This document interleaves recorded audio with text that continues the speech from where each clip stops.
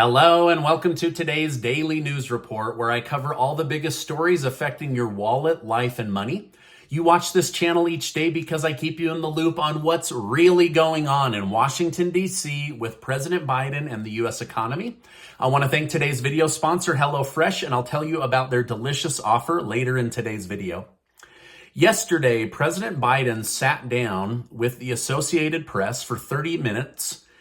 He shockingly mocked warnings that a recession is coming to the United States. Here's what he had to say. They shouldn't believe a warning.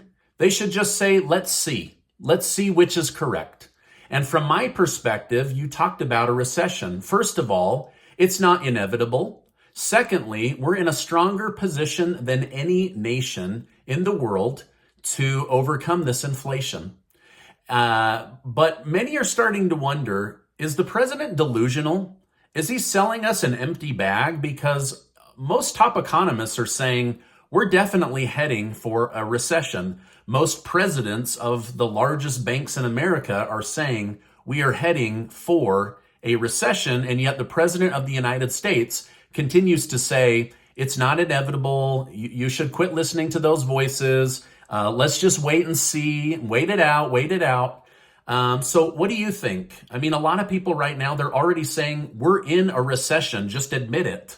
And then now let's figure out a way to get out of the recession. But some are saying maybe Biden's delusional at this point, not wanting to accept that he's the president during a recession.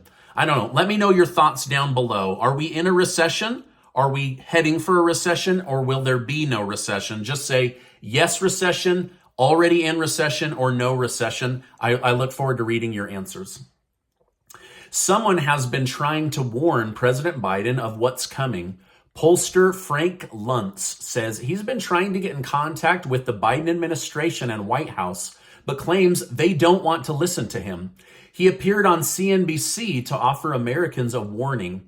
As he claims in 13 days, an absolute explosion is going to take place. So why 13 days? Well, his reasoning is that we are going to be celebrating July 4th. He says most Americans don't realize just how out of control inflation is, but when they try to travel and have family barbecues and buy all the food and the rooms, the hotels, everything, they're going to realize just how expensive life has become, and they're going to blame the Democrats. And so this pollster is trying to warn the White House to get out in front of this, try to change the narrative so people aren't angry.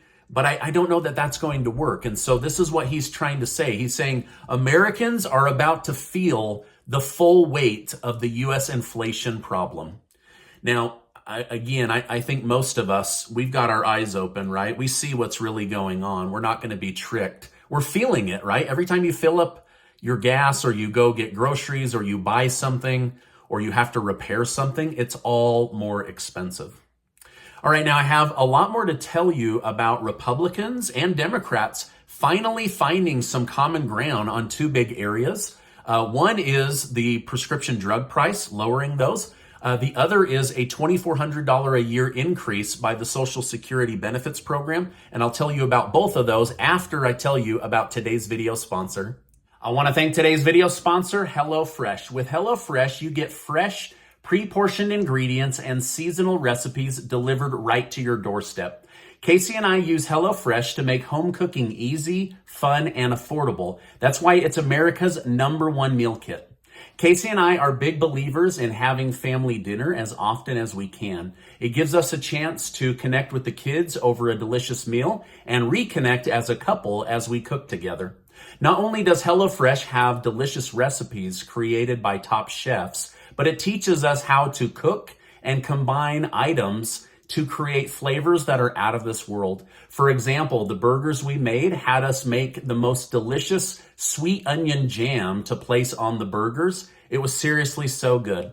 So go to HelloFresh.com and use code Stephen16 to get 16 free meals and 3 surprise gifts. That's right, HelloFresh is going to give new customers 16 free meals and 3 surprise gifts to try them out for becoming a new customer. The food is so good, and you're going to love HelloFresh as much as we do. All right, now let's get back to today's news update. Yesterday, I spoke about oil companies sending a letter to President Biden suggesting 10 ways in which he could lower the price of gas right away. One of the main requests from oil companies was for Biden to remove bans on leasing land. Just a few days ago, Biden pressured oil companies to increase supply and lower their prices. The issue is that while he is pressuring them to do this, his own team is still in federal court fighting to ban oil companies from getting new drilling licenses and new offshore licenses. So how can a president out of one side of his mouth say, I'm doing everything I can and demand that these oil companies do more, and then out of the other side of his mouth, he's literally in court right now with some of the best lawyers in the land trying to shut down these leasing programs. So, I think this is going to come back to bite him in the butt. He may get this through and there's no more additional oil and gas leases going forward, but it's going to cripple him in the re-election and in these upcoming elections. So we'll see what they end up doing. Now, I discovered from my research today that there are 2 large activist groups suing the Biden administration in an attempt to block an additional 3,500 oil drilling permits between Texas and Wyoming. They're trying to stop it. They say not one more drop of oil should come out of the ground, and that they will use everything in their arsenal to make these lawsuits stick so that there's no more pollution from these gases that we are creating and sucking out of the ground. So there's 2 huge activist groups fighting to make sure that there's no new oil coming out of the ground. As the January 6th hearings continue, we are all waiting to see if Attorney General Merrick Garland will pursue criminal charges against Donald Trump. The hearing is focusing on trying to prove that Trump knowingly incited violence at the Capitol, and the recent developments attempt to show him purposely attempting to harm Vice President Mike Pence. Now, the 2 of them don't have the best relationship, but they also don't hate each other at this point. So it'll be really interesting to see where it goes. Now, here's something from an interview from a Harvard professor by the name of Lawrence Tribe. He says, while the Attorney General has not made any final decision yet, his old teacher has thoughts on that. Harvard law professor Lawrence Tribe stated that he believes his former student will bring charges against Donald Trump. When asked if he believed this will happen, he said, I do believe, though he is doing it meticulously and not as quickly as some would like, but that Merrick Garland will approve criminal charges against the former president. For those of you in my community who have been following the hearing, do you think that they are going to press charges against Donald Trump and say that he tried to have Mike Pence killed and that he purposely incited attacks against the Capitol? Or do you think they'll say, enough is enough, we're moving on? Let me know your thoughts in the comments. Senator Rand Paul and Bernie Sanders rarely agree on just about anything.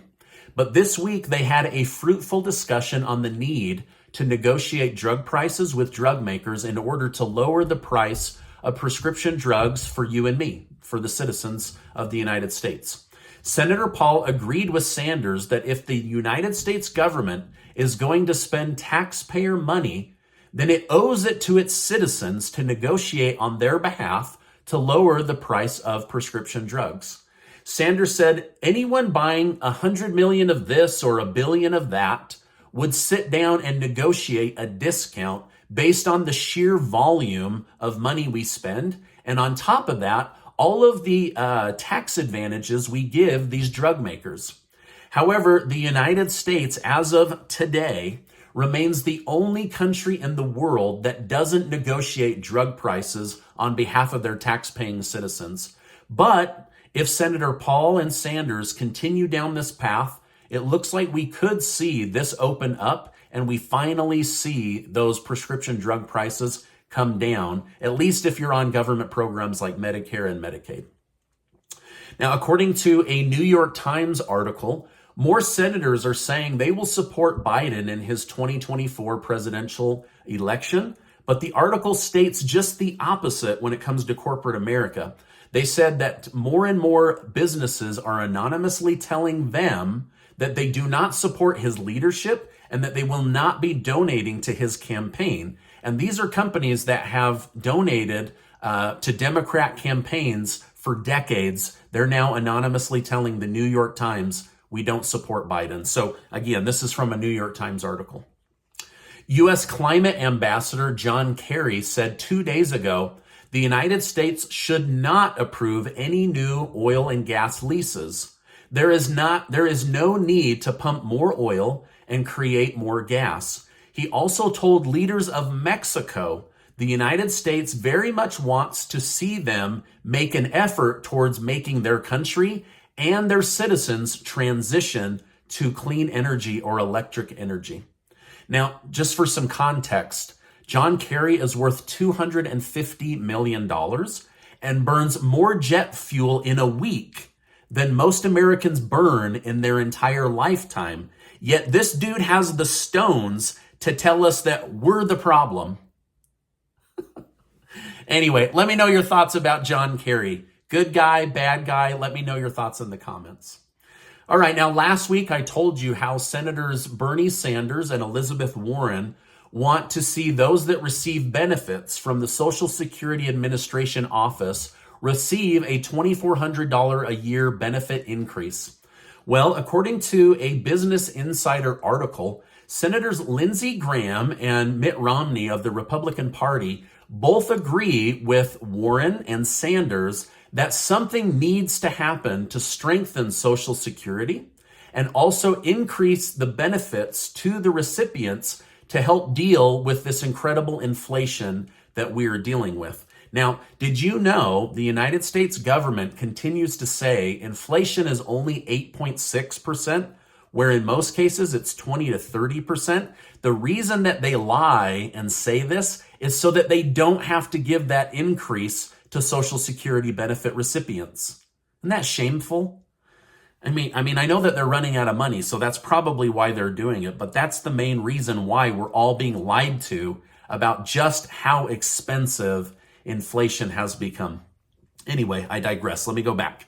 So Senator Romney said, discussions need to continue, but told Sanders he would be hard-pressed to get enough votes because Republicans aren't going to vote to raise taxes on the working class. So basically he's saying, listen, we want to give a benefit over here, but that only comes from taking money away from those that are still working, and they're also struggling right now. So it could be a matter of timing. It could be a matter of never happening. But either way, Romney and Graham are publicly saying, we want to strengthen Social Security. We know something needs to happen. So those discussions must start. But Sanders and Warren continue to push for that $2,400 increase by removing the cap on Social Security collections from those that make higher incomes here in the United States. So to me, it looks like 2 steps forward and 1 step back, but the conversations are happening, and that was in the news, and so I wanted to make you aware of that.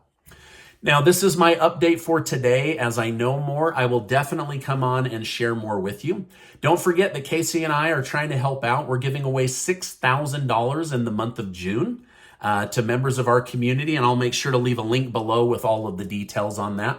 Also, check out HelloFresh. Their food is great, and Casey and I have noticed that we are saving money at the grocery store because we don't go as often. So that's one of the benefits of HelloFresh. And their food is just absolutely yummy.